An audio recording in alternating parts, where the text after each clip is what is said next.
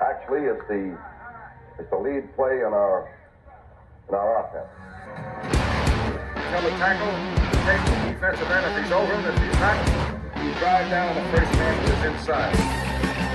Pull back and tell him to take the first man outside the offensive tackle. No one shows. Go right by this and field inside. If the YN has the linebacker taken out, he cuts inside. If the YN has the linebacker in, he comes all the way around. If you look at this play, what we're trying to get is a seal here and a seal here, and try to run this play in the alley.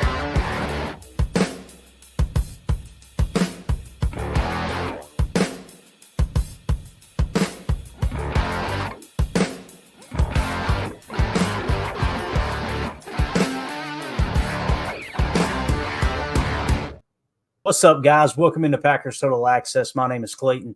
You can check us out on Packernet.com. You can find me on Twitter at Packers_access. If you want to email us, you can reach us at PackersTotalAccess@gmail.com. You can text us at 865-658-5824. I'm joined alongside Tim, live in Green Bay. We're ready to talk a little Packers-Chiefs tonight. Got a pretty cool little show lined up for you guys. Some playoff probabilities increased for the Packers, obviously, with the game last night. We had got a tweet we're going to highlight with that. We're going to cover the standings. We got a few players that were brought in at the skill positions to work out for the Packers. I think it was yesterday, technically. Still haven't heard of a signing to the best of my knowledge. Tim, you'll have to correct me if you've seen something. And then we're going to kind of talk about a little thing that Jordan Love did with the local police officers there in Green Bay. Really cool little story there. And then, of course, we'll dive into the Chiefs game. We'll give you the betting line previews. We'll lay out the 12 personnel, the 11 personnel. We'll go to the base defense, the nickel defense, kind of look at where those PFF matchups are for the game coming up. And then if we got time, we'll hit some PFF rookie rankings as well. But, Tim, how was your day, my man? I know you just finished off another cup of diesel, didn't you? Yeah, man. I'm addicted to the coffee now. We were just talking. Sorry to cut you off, but you got to have the diesel, bro. I'm hooked too. This cup has probably been in my family like 70 years at least. But it's gone already, man. It's gone. It was gone before we went live. Now you're gonna do that fake sip that everybody does on TV. Yeah, pour my water in there and drink it out of the coffee cup. Yeah. No, man, I'm a full coffee addict now. Went almost my whole entire life until a few years ago, and now I'm full on coffee, man. So, but happy to be here. It's a beautiful night to talk some ball, right? Absolutely, man. Eric Sutherland said, "You know what? Clayton has a big old beautiful black head." That's a fact, my man. Hey, listen, Eric. My brother said that the back of my head was flat as a table, and he's not kidding, bro. It's I got one of those bucket heads, if you know what I mean. It is what it is. It's hard to find a hat that fits, and when you find one, you loosen that chumpy up where it just hangs off. You know what I'm saying? You got to do what you got to do, man. When you tadpole head, as my wife refers to me as. But we got a packed house in here tonight, man. Way too many to mention them all, but PTA Posse's out in full force. I see the symbols next to everybody's name. It's absolutely awesome seeing you guys link up. Really, really good stuff. Omer says, PTA Posse in the house, ready to rock. Don't forget to hit that like button. Please do that real quick. Just hit the like button for us. That way other Packer fans can find this show as well. So let's just kind of get into it, man. We got a lot to cover. We're going to come back to the chat here in a minute, guys. So any questions you got, pose them in there. We'll try to get to as many of them as we can. Obviously, we'll keep an eye out for those super chat donations too and make sure that we prioritize those. And you guys obviously looking to help the channel out. We appreciate that always. But all right, let's do this, Tim. Standings, bang. Here's the updated standings. Packers still sitting at number 8 seed, obviously just outside of the playoffs. They now have the same loss total as the Vikings. So Packers in the 8 seed. Let's just kind of start at the 10 seed. The Saints at 5-6. The 9 seeds, the Rams at 5-6. The Packers are the 8 seed at 5-6. The Vikings are the 7 seed at 6-6. Seattle at 6-5. Cowboys 8-3. Falcons 5-6. Lions 8-3. 49ers 8-3. And the Eagles at 10-1. Pretty cool, man. Pretty cool seeing us kind of creep up there. And I know the playoff probabilities increased as well. But, man, I tell you, when you think of the Rams and how bad of a football team they are this year, the fact that they're on the cusp of making the playoffs as well, all they need to have happen is the Vikings and the Seahawks crap the bed, and the Packers and the Rams jump right up there. And I know there was a cool cool little. I don't think it was a write up. I think they were talking about on Good Morning Football yesterday of how the LaFleur brothers have kind of turned it on here lately, especially in the last 2 weeks. But what do you think of the standings? Anything stick out to you? Yeah, looking at that bottom portion here, the Rams, the Saints, and the Bucks, right? So this shows how important every single game is. We hold the tiebreaker over the Saints. We talked about that already, hoping that the Falcons win that division. And we got a game against Tampa Bay coming up that we got to win that one as well. We already took care of the Rams, right? So, every single game really does matter. I mean, you talk about early in the season and give things time to develop. A lot of teams look back at their years and they know if they could have had one or two earlier in the year, their season might have ended differently. And hopefully this year, that's not us. We're going to keep winning and get into the playoffs, right? Yeah, every game really matters when it comes to the NFL, Tim. Like it sounds like a cliche and people talk about it and every game it really does, man. You look back to, that's the tough part about the NFL as a fan. We're going to look back on this year if we don't make the playoffs and go, God, those 2 or 3 games, we should have had the playoffs locked up, Nope.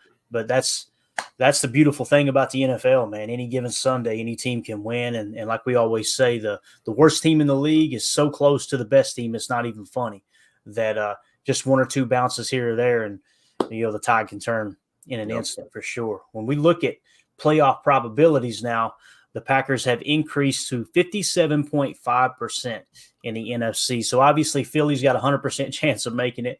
San Francisco 49ers, 99.9% chance of making it. Dallas Cowboys, 99.4%. Detroit Lions, 97.7%. Minnesota, 58.6%. Let's key in on these 3 right here. Minnesota, 58.6%. New Orleans, 57.8%. And Green Bay, 57.5%. I mean, separated by 0.3 of a point and 0.2 of a point, right? Pretty wild stuff, man. We talk about the playoffs starting here in a few weeks, here in 5-6 weeks, whatever it is. Really, the playoffs are starting right now, Tim. That's what's awesome about a close race like this coming down the stretch, man. Yeah, absolutely. We're right there in the thick of it. That's where we want to be. Personally, I feel like we have a track record of kind of doing better without a first round bye and without home field advantage, without necessarily a division title in our lap. Let's go back a little. Let's try and be the underdogs and get on a hot streak here. Maybe we can win out because we've crapped the bed a few times with home field advantage and a first round bye. And it's good to see though, this new team, reloaded, young, fresh, banged up as all get out. But I tell you, finding a way to win and play for each other. And, we got a couple coaches there, AKA Joe Barry and Matt LaFleur, that have been calling themselves some games here lately, which doesn't help or doesn't hurt us either. So we've got a lot to be happy about right now. Whereas, what a difference a few weeks makes, because it's a little doom and gloom there for a while. And start questioning your loyalties and your sanity sometimes. But look at us, man. I mean, 57.5% chance of making it. And just the other day, what was it all the way down to 17% or something? Am I thinking right? Was it a few weeks ago? And then even a few days ago, it was in the 30s. I thought we were like 30-something%. So on the rise. Thank you, Chicago. I guess we'll, thank you for being bad enough to be in a position to help us this year. We greatly appreciate it. And we certainly appreciate those gifts that Josh Dobbs gave us last night too. Oh yeah, can't forget that too. We got a few gifts from the Vikings too. We'll take it. It was such a bad game, man. I'm trying to find the silver lining in it, and I just can't, man. It was horrible. I mean, it's football, There's going to be a time here real soon where we're going to be going, gosh, we don't have no football for several months. We'll take the worst games, right? I don't know, man. That was bad. If you had young kids in the room and you're trying to develop them, turn the game off. No, man. It's kind of like my upbringing. I didn't have the best role model as a father figure, but I did have someone to point to and go, don't do that. Don't do that. That is true. If you want to know how not to play quarterback in the NFL, watch Justin Fields Watch these 2 guys. Check these 2 guys out. We're about to learn today. Deadfish in the chat said Rams are 1 spot higher than us in the ESPN power ranking. How is that when we beat them? And they only beat Indy, Seattle, and Arizona. It's a great question, Deadfish. It's amazing how some of these rankings kind of fall. I will say this: they're in LA, right?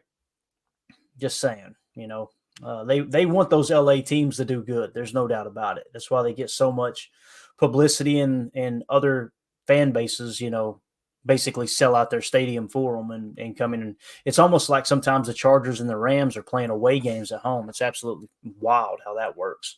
But yeah, so I'm not sure how they do their power rankings, but it doesn't surprise me one bit. Hopefully it's not an algorithm doing them.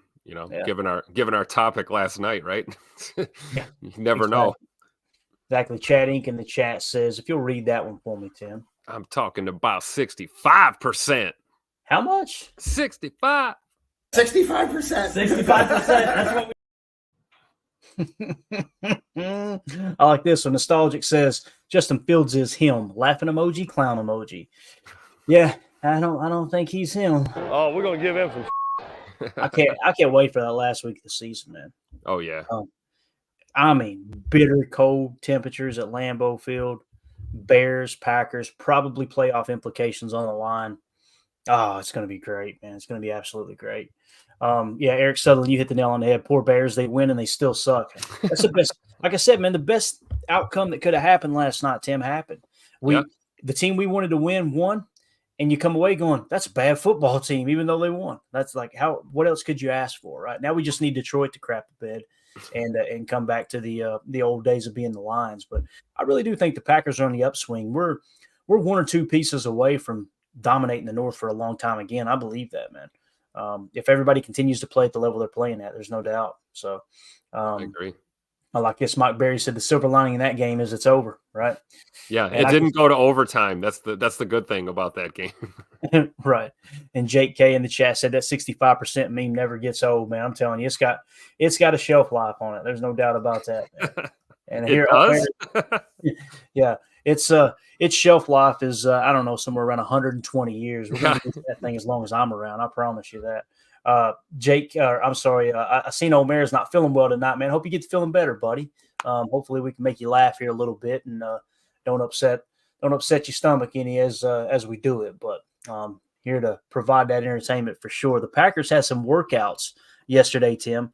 They worked out several skill position guys, according to Rob Demovsky. Running back Brendan Knox out of Marshall, running back John Lovett out of Penn State, tight end Devin Asiasi from UCLA, tight end Nick Eubanks from Michigan, tight end Joel Wilson from Central Michigan, and quarterback Jarrett, you take your best shot at it, from Washington State. All right, so what this tells me is, okay, you've got two running backs coming in, right? You're obviously, when they cut James Robinson loose, we were all, I know you and I, Tim, we were like, okay, maybe Aaron Jones is a little bit closer to playing. Maybe he isn't, right? You bring two guys in to work him out, you're probably looking to fill his spot on the practice squad. And then, of course, bringing in three tight ends, I would just about guarantee you that Luke Musgrave's done for the year. That's kind of what that feels like. I could be wrong. I hope I'm wrong. But at the same time, man, when you're talking about a lacerated kidney, don't push that, dude. We know how tough you are. You finished the damn game with it. That's just unbelievable. You know what I mean, Tim? Like, don't push it. If you got to go on our, and let Tucker Kraft and Ben Sims and whoever else we plug in there to play take care of it. But Luke Musgrave, man, tip of the cap to him. Nothing but respect for that guy playing through that injury. I still can't believe he finished that game, too. It makes you wonder, though. I mean, I don't want to throw speculation, but it's like, they teach these guys to, you want to be tough and play through it, right? But, something like that, I can't help but think, like, if he got it looked at sooner, like, would it maybe not, who's to know, right? Maybe the lacerated kidney is a lacerated kidney, regardless of how quickly you get medical attention. You still have the problem. So hopefully him gritting it out didn't make it worse, throughout the rest of that game, the handful of snaps that he played. But yeah, man, clearly the writing's on the wall. It's probably for the best. He's got a bright career ahead of him, Clayton, and absolutely we need him right now, but we need him going forward too. And again, this isn't an ankle or a wrist or I'm banged up like that and I can still tape it up and let me play. We're talking serious internal organ damage here. Like some things are bigger than football. This is in the same bucket that we talk about the head injuries with CTE and things, right? There are certain things that, it's just too serious, and it's better to err on the side of caution and just not play. And until you can, pass your tests or your whatever they need to do to get you cleared and get you back out there. So prayers up for Luke Musgrave.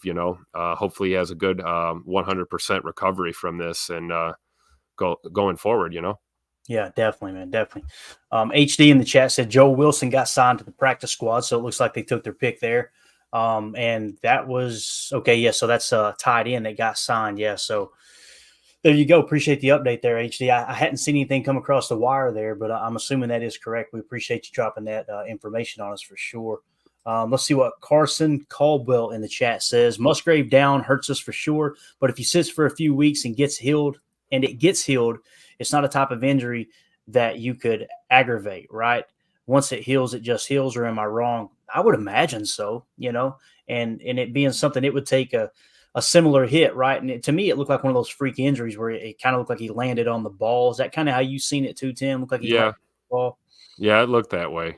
It did. But of course, you can take a shoulder pad right there too on the right play, or an inadvertent helmet or a foot or a knee or God knows what else when you're in the trenches there battling. But I would think so too, right? That would be the key with something like this, like to get as much rest and recuperation and whatever treatment there is for it. I'm sure it's minimal, but this looks like one of those things where time will tell. And that's what he's going to need is time. And there's no need to rush him back. And it's, one of those things too, where how IR works, right? You're either on it or you're off it. And if we have to make that decision ahead of time, it's better to just count them out and, make a plan going forward. Definitely.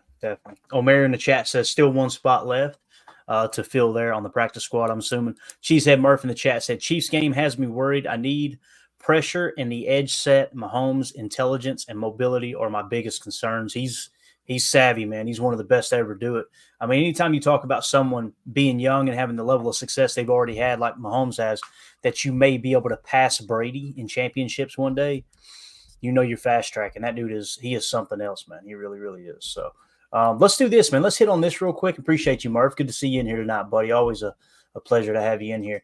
This is really cool. Green Bay Packers tweeted this out earlier. It says Packers quarterback Jordan Love made a surprise appearance at Monday's Lights of Christmas event where police officers helped pack bags full of basic necessities for those in need.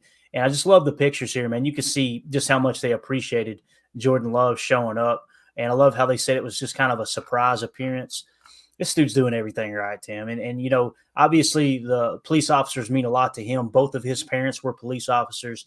Obviously, his dad no longer with us, but just so cool you want to know why Jordan Love is the man that he is. You want to know why he carries himself with such composure and respects his teammates and respects his coaches. And I haven't heard one person say one bad thing about this kid.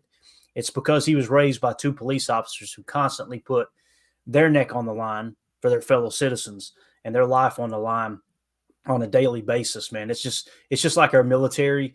I can't say thank you enough to people like that that are willing to run towards danger when everyone else is running away from it. And it's just so cool to see a young player like Jordan Love acknowledge that and show what it means to him as well, man. But I seen you tweet this out too, Tim. Pretty cool stuff, man. Yeah, man. Just so proud that he's a Green Bay Packer. It's just refreshing. And, you see, athlete or not, just to see young people really getting it, and really grasping what, what's right in this world. And, I retweeted it. I said, all you need is love. That's what we've all said, right? All you need is love. And it is true, and Jordan's been through a lot in his, young 24 plus years here on this planet. And it has built the man we see before us today leading this football team. And you can tell he was raised right and real solid foundation. His mother is probably his biggest fan. We could all agree. I've always seen her around Lambeau, always at games. And, you hit it on the head. This kind of hits me a little different. I'm the son of a law enforcer. My dad was a police officer in the city of Milwaukee. My grandfather served on the sheriff's department in Milwaukee County. And so salute to Jordan Love. A lot of respect for taking some time to just make these men and women's day, really, is what it is. As they're doing something, to give back, and Jordan can, kind of two birds with one stone, right? Give back to the community and also give back to those who serve our community. And it's just a testament to who he is. So thank you, Jordan Love, for just being the dude you are, man. Keep up the good work. It's refreshing. You see what some of these other franchises have to deal with their quarterbacks. We'll leave them out of it. But yeah, just proud to call Jordan Love a Green Bay Packer, man, for sure. Yeah, no, very well said. Also remember back in training camp when Stacey Dells interviewed Jordan there when NFL Network was in town for training camp, and he talked about the wristband he wears. I think it says "I am second," right? And they said, "What does that mean?" And he said, "It just means God's first, I'm second." And it means put other people before you put others before yourself, right? Just so mature for his age. I was a knucklehead when I was his age. I'm just going to tell you, man. It's so cool to see people like that were raised right and obviously just willing to stick up for the right things. I just love it. Eric Sutherland in the chat said, "That's outstanding. My son-in-law just finished the police academy. We're all very proud. You tell him we said thank you from the whole PTA posse. We appreciate him going through that and preparing to go out there and protect his fellow citizens, man. That's absolutely awesome for sure." All right, let's do this, man. This question right here kind of caught my attention too, Tim. Carson in the chat said, "Is it possible we get the 5 seed? That would be huge to play a team like the Falcons in the first round. I've seen that the Cowboys schedule is super tough down the stretch." I don't know as far as some of those higher seeds in their schedule, but if we were to look at that one more time, the standings, what would it take to get to the 5 seed? Yeah, it would definitely take passing the Cowboys up. So we would have to look at the Cowboys schedule. On the surface, Carson, I'm going to say probably not, man. If we run the table, sure, but you lose to the Chiefs and you somehow win out, you're probably still going to make the playoffs if you're the Packers, right? Because how many games are left? Do we know how many games are left, Tim? Yeah, I can tell you right now. I've got it handy on my little device here. Mm-hmm. Okay, we got 6 games: Kansas City, New York, Tampa Bay, Carolina, Minnesota, Chicago. Yeah, so if we win 5 of the next 6, right, then obviously you finish with 10 wins, you're going to be in the playoffs. There's no doubt about that, especially if you beat the Vikings, and God knows what their team's going to do with how they're playing right now.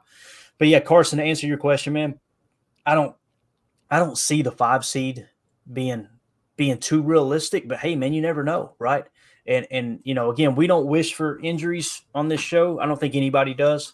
But you never know what's going to happen, man. I know this, if they're one Dak Prescott injury away from that team being totally different, because Dak is, in my opinion, like Omer says here, Dak MVP material this year. To me, he's hands down the MVP of the season. There's no doubt about it for me. Like, when you look at the touchdown to interception ratio, I think he's still leading the league in touchdown passes. Only got like 6 interceptions, whatever it is. He's also mobile. His team's cooking right now. You love to see it for Big Mike. And I'm going to be real with you guys. If you were to ask me, Clayton, anybody other than the Packers, who would you want to see win the Super Bowl? I got to be real, man. I'm rooting for Coach Mike. Like, okay, that's the way to say it. Don't say the. No, yeah, it ain't got nothing to do with the Cowboys. There you go. Don't say the name. Don't say the name. There's just so many people that dog Mike on his way out, man, and it really. Yeah. I had to disappear for a little bit. I'm like, I don't want to listen to a podcast. I don't want to. Like, we forget so quickly what he did for this organization. It was Aaron Rodgers, carried him. Do you know who trained Aaron Rodgers? Do you know who put him through those quarterback schools and just drilled it into his head how to protect the football and the hand-eye coordination and all the ball skill drills, all of that? Yeah, and I love this right here. This is what I'm talking put about. Paul up on the screen. Let me see here. Paul Robertson says, "Rotten hell, Clayton." You love to see it. I got to find something here. It's so great with that Pete Weber profile pic too. I could just hear him. It's like as the perfect visual. Yeah, Paul Robertson says, "Will you rotten hell, Clayton?" I'm not going to. So quit asking. There you go. And then he clarifies and says never root for Dallas. Hey, look, I get it. There's some flashbacks happening right now for Packer fans from the 90s Cowboys, right? I mean, that was just a team in the 90s that if it hadn't been for the Cowboys, who knows, the Packers might have gotten one, a year earlier, right? Well, that's why it was so refreshing to have Aaron come in and kind of own Dallas throughout his career, because we missed that for so long. We just could not get over that hump with the Cowboys. I remember them days, man. It was tough. Doggone Cowboys, but makes me smile thinking of the way 12 owned them over the years. It was great. Yeah, definitely. Stephen Smith says Aaron spoke highly, very high in regards to Dak and an MVP run today on the McAfee show. Yeah, I mean, it takes a good quarterback to know one, and Dak's just playing lights out. There's no doubt about it. He's fun to watch too, man. I feel like he's another guy who's a class act and, stands for the right things and all that. We won't get into all those details, but I like the things that he's stood for over the years. I don't know. It's pretty cool. Let's do this, Tim. We're going to get into a little PFF preview of the Kansas City Chiefs game coming up. Okay. But first, let's watch this quick little preview video by Packers Daily. Obviously, Wes Hodkiewicz, Mike Spofford, the whole gang over at Packers.com and Packers Daily. Make sure you go show them some love. You can find this video. It got tweeted out on the Packers Twitter account for free. You can find it on their YouTube page. Make sure you go hit like, share it, all that good stuff. They always do great work. But let's check out this little preview that Packers.com put together. I'm loving the improvement that's happening week by week. We practice hard, we follow the game plan, and we're doing much better executing. Leaping grab, touchdown, Green Bay Packers. Being on the same page with Jordan, building trust with him. When you build trust, anything can happen. There's an energy and just a total belief in one another that has been special. It ain't going to be easy. We're facing a great opponent this week who has a great defense, and every week we got to build up our habits, our preparation, and go give our best shot, and hopefully we come out on the right side. The next challenge for Green Bay's ascending offense, containing the Chiefs' top 5 defense, led by Chris Jones. Since last season, the All-Pro has 23 sacks, the most of any D-tackle in the league over that span. But the high-speed pressure can come from every level of this KC defense. They do a really good job, apply a lot of pressure. They're a very physical unit and just very aggressive. They bring it from everywhere, and everybody is eligible to blitz in their system. So you really have to have great awareness, and they're relentless going to the quarterback and getting after the quarterback. Meanwhile, Jordan Love's decisiveness was on full display in Detroit, part of a visible transformation witnessed by his head coach. When I watch him out there, just his whole demeanor looks different, much more confident, much more in command. I mean, he let a couple balls rip. Deep down the right side, leaping grab, Christian Watson. There was that third down in the second half where he had Jaden Reed over the middle, and just that's exactly how it needs to look. And he's done a really good job. Right now, he's playing his best ball. J Money. Hey, he's heating up, dude. He is heating up. Make sure you guys go give that video a like for us, okay? Let's support those guys over there and everything they do for the fan base. Oh yeah. Kind of sets the stage for what we're going to talk about here as far as the Packers Chiefs preview.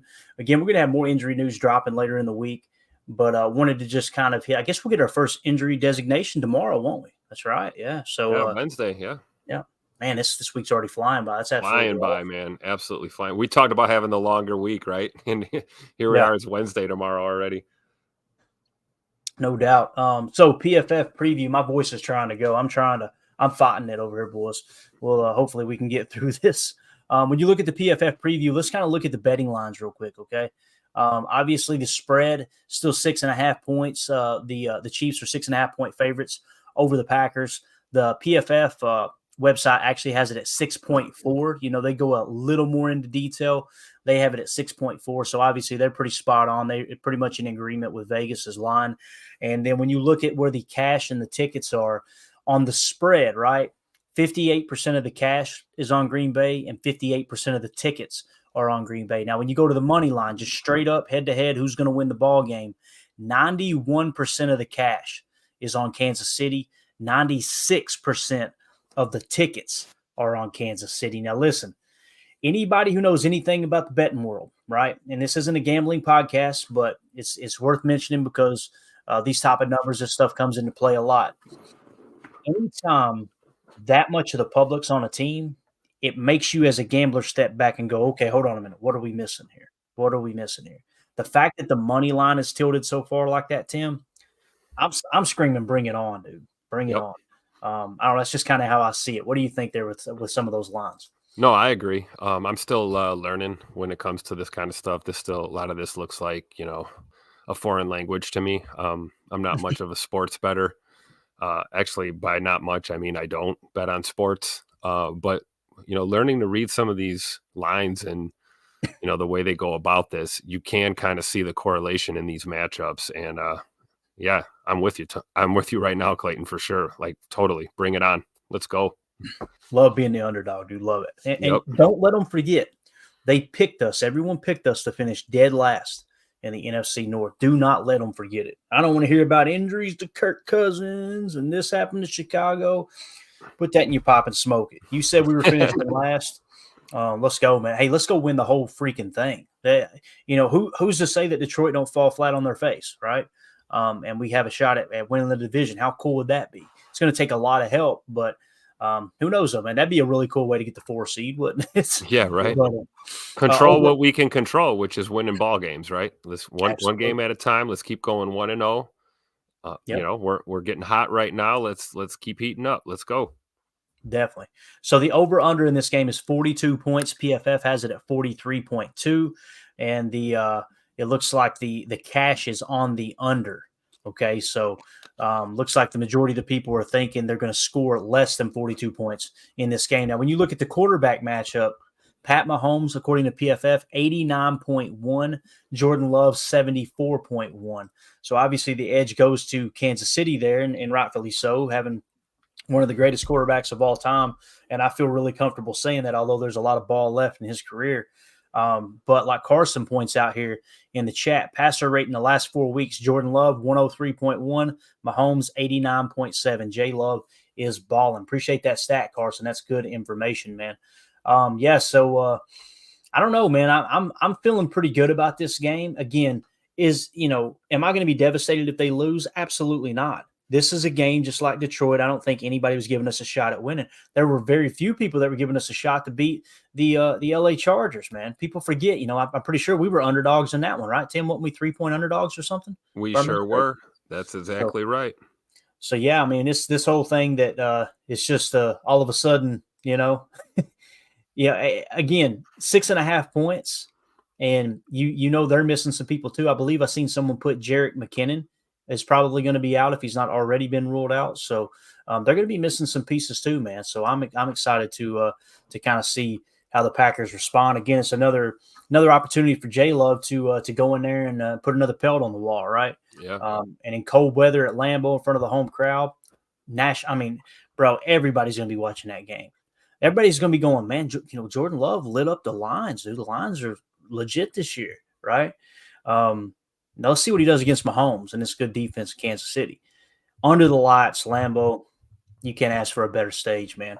This right here is one of the reasons why the offense has been performing so much better. The Packers duo dominated in Week 12. Jordan Love, 86.6 PFF grade. That was 4th amongst quarterbacks. Christian Watson, 87.7, which was 3rd amongst wide receivers. So you got a top 5 quarterback and a top 3 wide receiver from Week 12, Tim. Obviously, that's why everything kind of came together. You've seen him on the deep bond. Christian Watson made a great play on an underthrow ball. You also seen him on that crucial 3rd down that we broke down on Shock Talk. And then, of course, you've seen him on the tutter there as well. Should have had 2 touchdowns if the guy hadn't tripped him. And you could tell it was so blatant too, man. Should have been a PI, but also more so should have been a touchdown pass there. So absolutely. Scoot's not getting those calls. He's just not. And maybe as his career grows and he continues to rise, we'll start to see that. I hate to keep going back to the Devontae comparisons, but that's kind of what we saw with Adams. As he was developing and finding his stride, there were these times where he was beating guys and they're interfering or doing whatever they can, and there's no flag. Now you look at Tay play the game, he's getting the benefit of the doubt on these calls. You kind of earn that. That's the unwritten thing in the NFL. So I think Scoot's closer than he has ever been to that point right now in his second year. And it's just going to take some more time before we start to see the flag on some of those, because that wasn't the only one. We've seen that numerous times this year, going back to week 1 with Christian, particularly in that same area of the field, that left side of the end zone, usually on a 9 route or something like that. He smokes his guy, and then you see the late grab or the late trip or pull. No flag. They call it incidental contact. So I don't know, man. Maybe he gets those calls soon. You never know. Yeah, hopefully so. Josh Martin, thank you for the super chat, buddy. He says, Chiefs do not scare me at all if Love balls out. If we get the Jordan Love we got in Detroit, I completely agree with you, man. I think that it's something that they could jump out to a lead, and let's kind of make Kansas City chase their tail a little bit, right? That's when the turnovers can come. Now, obviously, Kansas City had a great second half there against the Raiders, and they pulled out a big victory there against that division rival. But, of course, the Raiders, it's like, the Raiders beat the Packers, but these are two totally different teams right now. There's no doubt about that. But, Josh, thank you for the super chat, buddy. Bleed Green, thank you for the super chat. He says, appreciate y'all's hard work. Keep it up. Go Pack, go Posse. Thank you so much for the support there, man. We appreciate you supporting the channel. It means the world to us, dude. So, so when it comes to the Chiefs, let's kind of talk about the individual breakdowns here, Tim. Let's go to 12 personnel, all right? So, obviously, we're in a 12 personnel when we go to like running downs. When you want to get away from 11, we go to 12 rather than 21. Some teams do. All that means, guys, if you're new here, 1 running back, 2 tight ends. So this is really your base set. It's going to trigger their base set, which is a 4-3 look, okay? So when you look at our 12 personnel, first of all, Tucker Kraft, 46.1, Ben Sims, 62.0. Obviously, not near as many snaps, but I'm eager to see if Ben Sims continues to pick up this offense and see if he can play a larger role. But when we look at the front, when we look at the trenches here, Rasheed Walker at left tackle, 63.1. Elton Jenkins at left guard, 66.3. Josh Myers at center, 62.4. John Runyon at right guard as it sits right now, 52.2. And then, of course, Zach Tom at 78.6. You remember we talked earlier today, Tim, and I hadn't looked at these yet. I actually updated them before we went live here. I had them set up last night, but things have changed with some of the injury news that's come out. One of the things I said is you probably want to put a wide 9 on the right tackle and try to get Chris Jones there on the inside shoulder of the right tackle and work in isolation with the right guard. Looks like PFF sees it the same way here. Obviously, that's the big thing that sticks out to me up front. Obviously, they got Dana at 62.7 at right end. You got Nadi at 36.9 right there in the middle. Of course, you got Chris Jones at the other defensive tackle spot at 79.6. He's 11th highest graded defensive lineman in the game this year. And then you got Carl Laftis, the young edge rusher, at a 59.8. That seems to be the matchup, right, Tim? Runyon and Jones. If they can get Chris Jones on John Runyon, you better have a chipper on that side, right? Yeah, or 2. Or 3, like we seen last or game. 3. Yeah. Man, look, it's just crazy to look at. Like, that's I love how they do this too, man.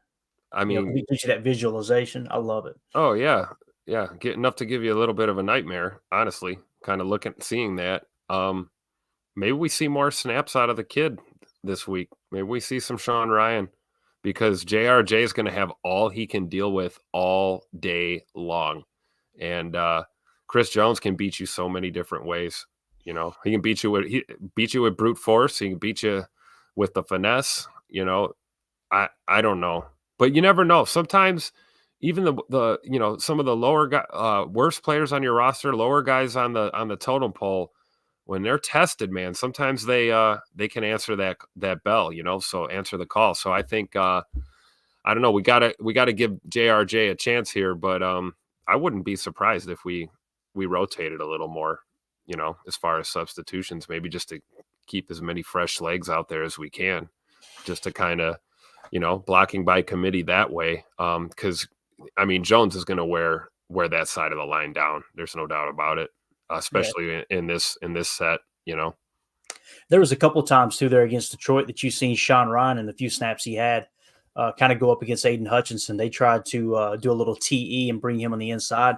Sean Ryan held his ground. So if Runyon struggles early against Chris Jones, don't be surprised if they go to Sean Ryan. And I know there's a lot of fans in here watching this right now in the chat going, please, yes, thank you. Give us some Sean Ryan.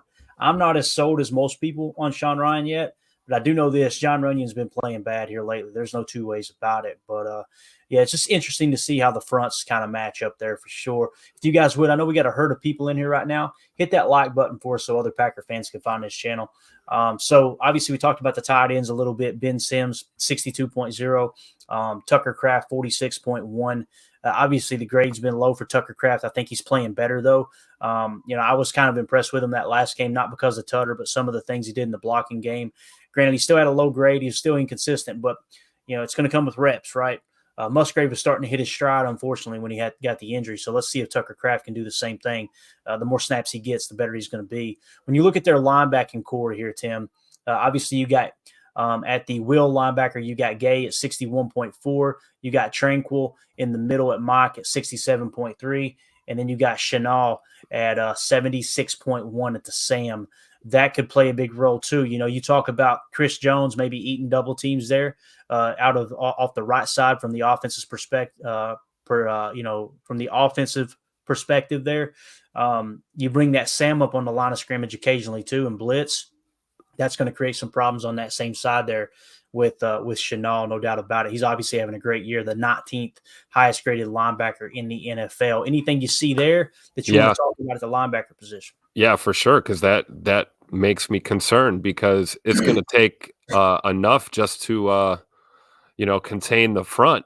And it's like if we start seeing sugar and we start seeing a little bit of got linebackers coming up and mugging gaps and anything exotic is where I start to get concerned, because that's when we see our line blocking a ghost or a double team and there's a wide open rushing lane or something, so I'm concerned. If you look at this defense just strictly by the PFF grades, almost at a glance it's like how are they top 5, right?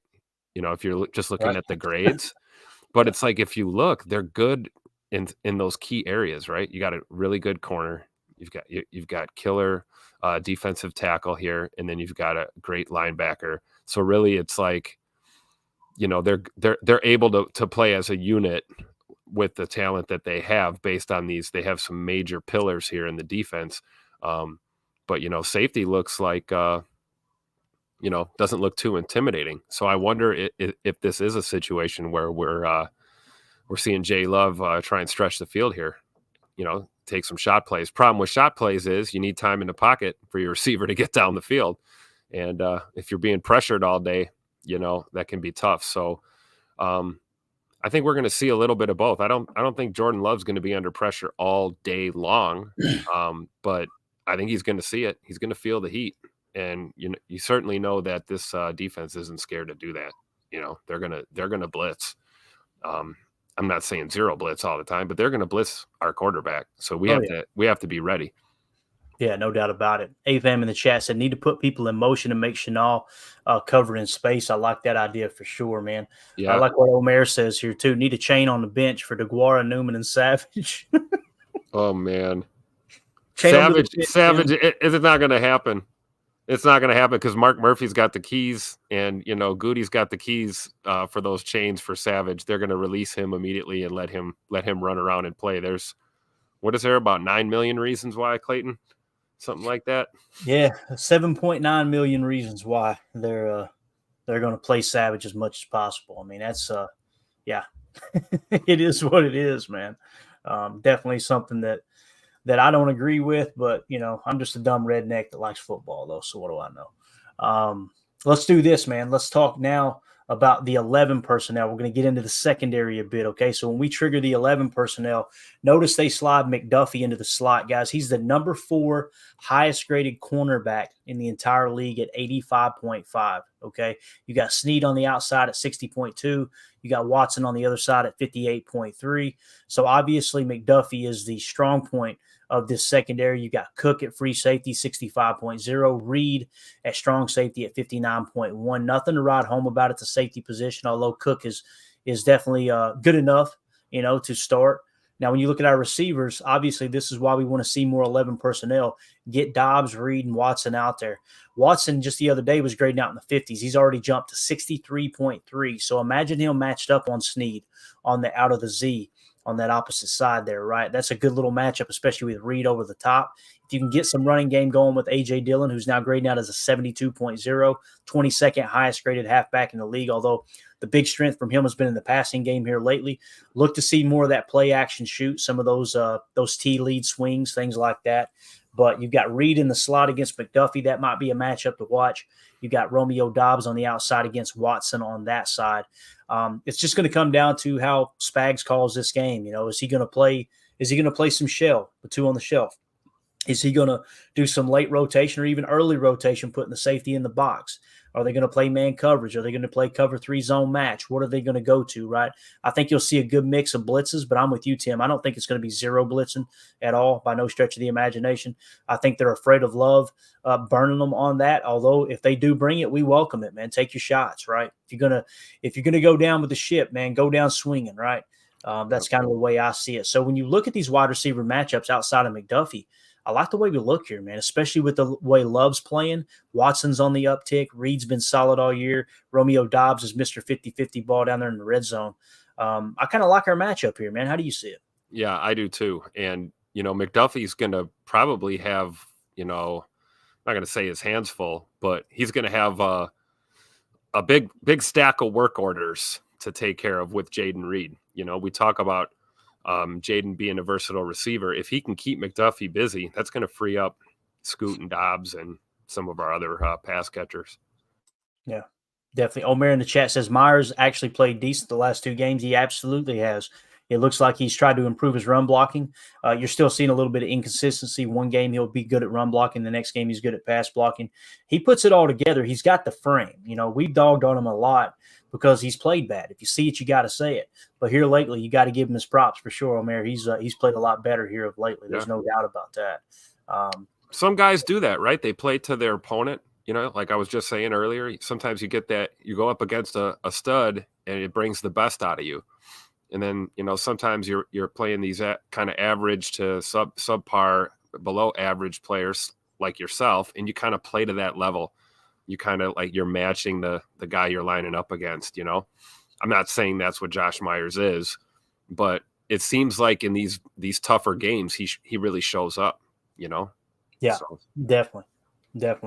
AFAM in the chat says, I appreciate the grades and know there has to be standards. The Chiefs secondary plays well together. And that's the big thing that PFF doesn't show, right, AFAM? Yep. There is a thing called chemistry in the NFL. There's no two ways about it.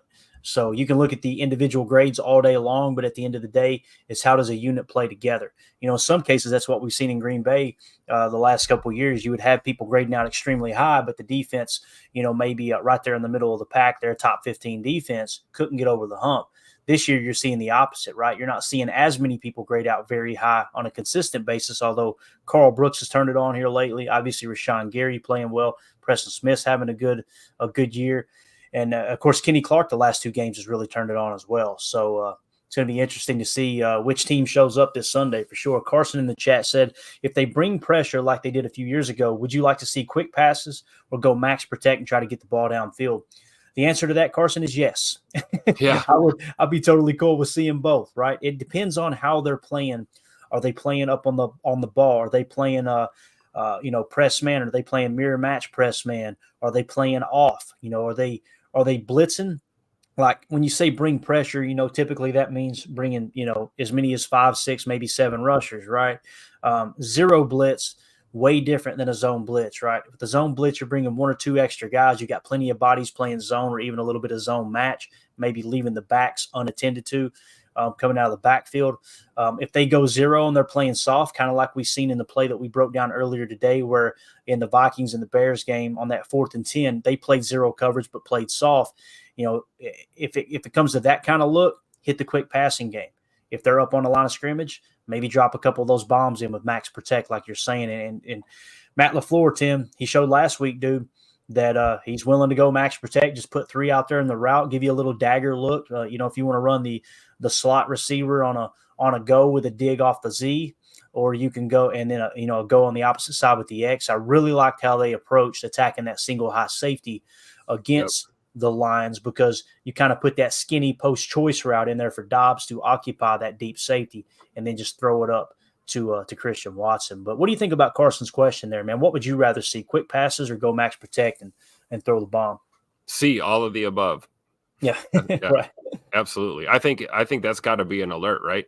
We see a single high look at all, it's got to go. It's got to go, right? We got to test those safeties back there. Whoever ends up back there by himself, we need to take a shot on one of those go balls for real. But that's not going to happen very often. We got to know, you got to see it and say it, and we got to be able to exploit that. So we need to take shots when we can. But I agree with getting it out quick too. And max protect is, needed for the deep balls, but sometimes you don't need that when you're trying to get it out quick. We can even run to soften up the pressure too. Sometimes, sometimes a little inside run can kind of, I don't know, for lack of a better term, kind of like stifle a pass rush and throw it off, even though you're talking minimal gains here. But it can help keep that defense honest and, maybe make them think twice about playing up so much. But if we're getting pressure or we're getting guys over committing, sometimes a defense can do that. If they're being told to blitz and pressure's being dialed up a lot, they can over pursue. An offense can find a way to adjust and, really exploit that. So I say we take shots when we have them, Yeah, definitely. If it's middle field close, take some shots on the boundaries, right? If it's middle field open, then maybe look for that quick passing game, a little slot cross look, a little tosser, passing concept where you got double slants there, little leak underneath in the opposite direction. Don't be afraid to go to the shallow cross. There's a number of ways you can attack if they're playing soft and bringing a blitz. And obviously there's a way you can attack when you go single high or go zero with a snug look up on the line. I think they're going to do that, right? They're going to play. If they're going to blitz, they're probably going to err on the side of caution, right? I would imagine so, yeah. A little softer, and then I don't see them having one safety and then they're sending the dogs. But we saw that with you saw Minnesota try that last night, right? I mean, they're just blitzing all the time. I'm glad you noticed it, because Tim, I still don't know what the hell either of those teams were trying to do last night. I don't know, but I don't blame Minnesota because they know there was a quarterback that can't throw. So it's like, great point. Let's just blitz them. And it's like, I got to think that Kansas City at least has, Spagnuolo is got to have a healthy understanding of what's happening here. I mean, there's no wool over his eyes. He knows who Jaden Reed is. He knows who Jordan Love is, and what he's been doing lately. You talk about the 4-game saturation, right? Well, Spags, have fun in the film room. We broke down all those games, right, Clayton? So yeah. It'll be interesting to see how they play it. I think we're going to see a lot of different looks. I think we're going to see a little bit of everything we talked about from Kansas City tonight. I don't think they're going to play us one way. That's going to evolve throughout the game, situationally, as they all do. But yeah, I think they're going to try and get pressure to Jordan, but I think he can answer that, man. If we get, like you said, we get that same Thanksgiving Day game, Jordan Love, we'll be all right against the Chiefs. Yeah. Okay. Good stuff. Taylor Osborne in the chat said, new to the chat, but a longtime Packernet podcast listener. Go Pack, go. Hey, we appreciate you swinging through, Taylor. I want to put this up here real quick since you mentioned it too. If you guys would scan that QR code in the upper right, if you're watching on YouTube and you like listening to podcasts on the go, maybe you don't have YouTube Premium. If you scan that QR code at the top, that'll send you to Packernet Podcast with Ryan Slip. He's the founder of Packernet Podcast. It's where you can find this show in podcast form along with several other great shows. The original Packernet Podcast, my favorite podcast. It's a daily podcast done by Ryan. We have Packernet After Dark, where listeners can call into a voicemail, leave a message. Ryan will play them on the show, and he'll respond, react, and answer questions like that. And then you got Jake Shavink with the It's Always Draft Season podcast. Got a ton of stuff going on at Packernet Podcast. So just scan that QR code. That'll send you over there so you can have a new place to get podcasts on the go. But Taylor, thanks for swinging over here. Appreciate you supporting Packernet like we have. I know I'm a big fan of Packernet podcast. It's been my favorite podcast for a very long time, but thanks for dropping in for sure. We appreciate it. Let's see this. We were going to talk defense, but Tim, we're kind of up against the gun, so we'll just kind of finish out with some of the offense here. And then if you guys would tomorrow morning for Good Morning Lambeau, if you're dropping into the chat, hit us with the defensive questions tomorrow morning. That'd be a good carryover for sure. Rather than us rush the defensive segment, we can just ease into it in the morning and have a good long drawn out conversation about it, kind of hit on some of the details. But going back to some of the offensive comments here, Carson in the chat said, I love me some Dagger in real life and in Madden. Dagger is just one of those concepts, Tim. I don't know if you're familiar with it or not, but Dagger, imagine a 2 wide receiver set on one side, right? The inside receiver runs a go and the outside receiver runs a dig underneath. Okay. So essentially what you're doing is, to me, it can beat both single high and shell coverage. And the reason I say that's because what do we say about 2 high shell, right? That's middle field open. The dig will be open if your protection holds up to hit that dig underneath.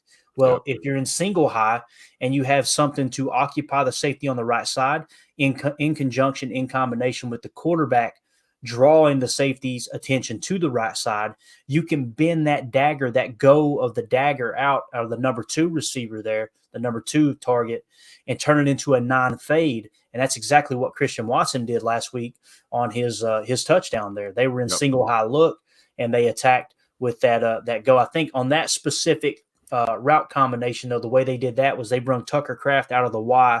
They quick motioned him out to the boundary and then had him sit. So that was technically what we refer to as Hoss, where it's an outside sit with an inside go. With Dagger, it's an inside go with an outside dig. But really cool stuff there, Carson. That's awesome. You've seen it in Madden too. Listen, I'm not a Madden hater.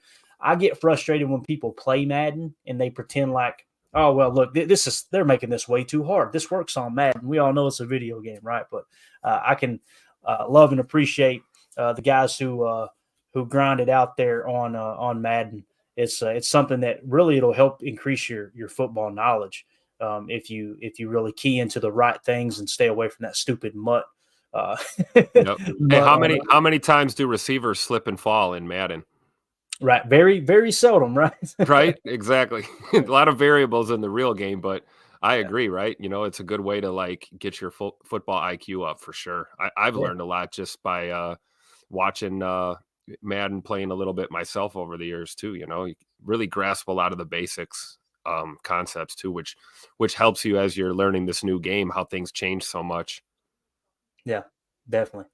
Carson goes on to say, I swear Dagger is unstoppable. So many options that complement each other so well. Someone's always open.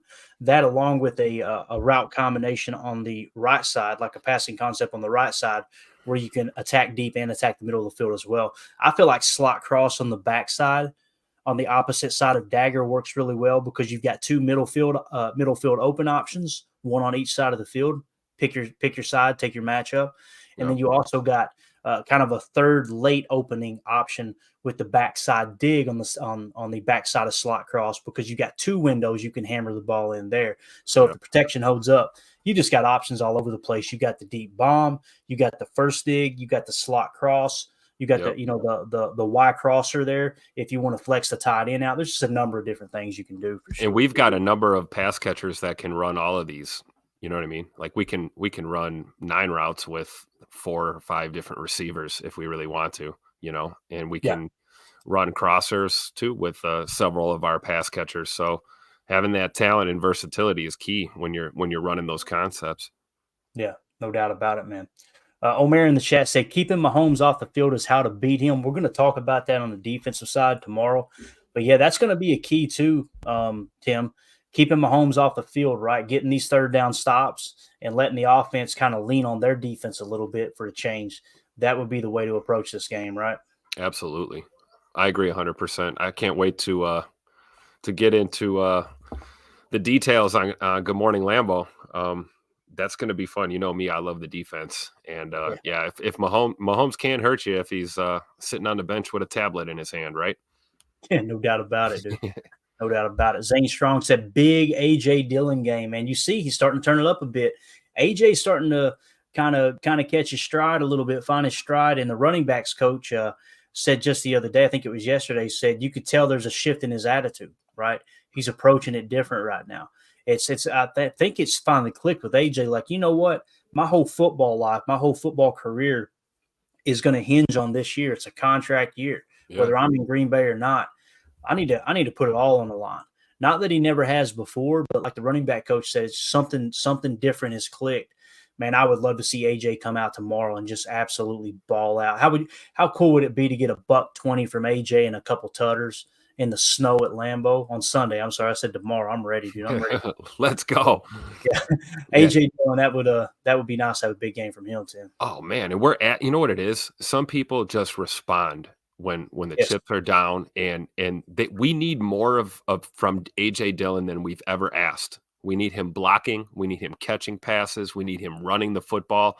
Like, he is that guy in this offense until we can get Aaron Jones some touches again. You know, we used to complain so much about Jonesy not getting enough touches. Man, I would kill for a 10-touch appearance from Aaron Jones right now. Just to get AJ a little breather, or maybe give him a play or two off. It would be really nice. But I think Dillon is responding. You know, some people cower when you put a lot on their plate, and then some people just step up and they surprise you. And AJ Dillon's playing like a man possessed right now, and that's exactly what we need. And you're right. You know, this is twofold. He's playing for the rest of the league to see. He's, showcasing his skills. This is actually an advantageous situation for a player like this. You know, unfortunately, we lost Jonesy, but this has given Dillon a chance to get these reps and to show some of that versatility. I don't think. We all know he can catch balls out of the backfield, but I don't think any of us were prepared for the type of threat that he's become lately in the pass game. Like you said, it's not all checkdowns, man. Some of these are leak concepts, and designed ways to kind of get him open underneath and let him go get those yak yards, So I can't wait, man. Get them quads going, man. Let's go. Heavy dose of AJ Dillon. Chad Inc. here in the chat said, what's Tim's @ on Twitter? Tim, how can they find you on Twitter, man? We need to make sure we get you connected to all the listeners on Twitter. It's at Packers MKETOGRB, like Packers Milwaukee to Green Bay, just like me. Got it. And I actually, if you go to my account, Chad, I retweeted that the Jordan Love police article there. I actually retweeted it off of Tim's page, so you may be able to link it up there. But if you type in Mr. Green, that'll pull it up too, I believe. Of course, there's probably a lot of Mr. Greens out there, so we'll take them up. Yeah, do what Tim said. Search for the actual one. If you guys would, hit that like button for us real quick as we get ready to wrap up here so other Packer fans can find this stream as well. Stephen Smith says, don't play the Vegas game, dink, dunk, run. Keep them honest. Then when you put them to sleep, blast it past them. I like it, man. I like it. Stay one step ahead, man. Easier said than done, but I'm on board with you, Stephen, for sure. Packers workouts, J Love. Chris Jones, I'll guard him straight up. J Love can outrun him. Love needs some quarterback keeps to force a spy. Yeah, and you mix in a little read option too, like they did there against Detroit, man. Watch that edge start to stand up tall, like, okay, he ain't burning us for 40, right? That stuff will come into play as well, no doubt about it. Let's see here. Bleed Green says screen game might be a big factor in this one.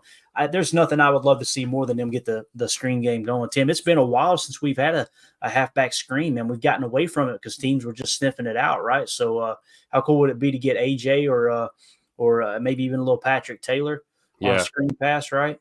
That's going to make the call sheet for sure. We're going to have a few of those in the call sheet.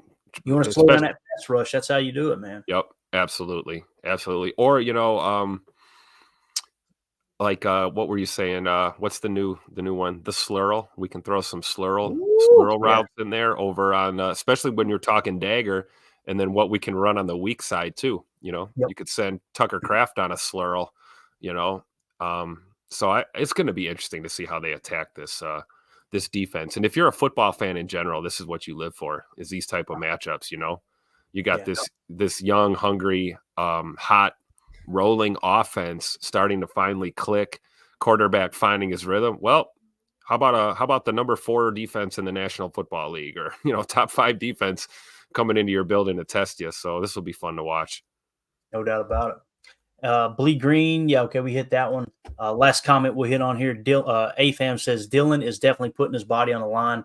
That last game, man, when he hurdled that defender, he was almost surprised the other defender bounced off of him. I don't know if you guys noticed it or not. He was going up in the air completely expecting to get blasted, and as soon as he left his feet, I thought Anzalone is going to nail him. Yeah. Anzalone looked like a bug hitting the windshield, bro. It was absolutely awesome. But you're right. He's playing with a different level of intensity. There's no doubt about it, man. We've always wanted that out of him. Play a little meaner, a little bit more aggressive, and now we're seeing it. So happy for that, man. Nostalgic in the chat said, if we win, you guys got to go live ASAP. Nostalgic, win, lose, or draw, brother. We will be going live immediately following the game for the Packers, the PTA Packers Total Access post-game show. Every game, man, you're going to get a post-game show from us, and win, lose, or draw. And you know what? When we lose, we go live as well, and we're going to talk about what happened and why it happened. It's not going to be drunken rants of just random stuff of Joe Barry's playing too far off the line, this and that. We're going to give you the actual details of what happened in the game and try to remove the emotion. Sometimes after a loss, I text the guys and go, take 10, cool off. I know you're pissed like me right now. Let's chill a minute, right? Yep. It's important to do that. And even after a loss, we find a way to get in here, have a good time, and just try to figure out what happened, man. There's no sense in being upset, angry, and carrying that with you into the next work day, especially on a Monday after a late Sunday night game. But just, if anything, you come away positive, even sometimes after a loss, going, okay, I learned something tonight. Not that we're teaching it. Not that Tim's teaching it, not that the chat's teaching it, but we're all learning together. There's so many times people post stuff here in the chat that I didn't know. You'll hear me ask questions. Hey, chat, find that for me. They're like my Jamie from the Rogan podcast, right? Hey, Jamie, look that up. Yep. Our chat is on it, dude. There's no doubt about it. So, all right, Tim, let's get out of here, man. Parting thoughts. We did good. We went a little bit over, but again, we covered all the offense. We'll get into the defense on Good Morning Lambeau tomorrow morning. I'm looking forward to that. But what do you got, man, as we wrap up here? Nothing really, man. Just same old same. Hit the like button, guys, if you like what you're seeing here. We appreciate it. Helps us get the show out to more Packer fans, which is what it's all about. The posse's growing all the time. And also make sure you join, right? We got a jersey giveaway coming up. Yes, sir. We're giving away a Dorsey Levens jersey. Yes, you got it. So lots of opportunities.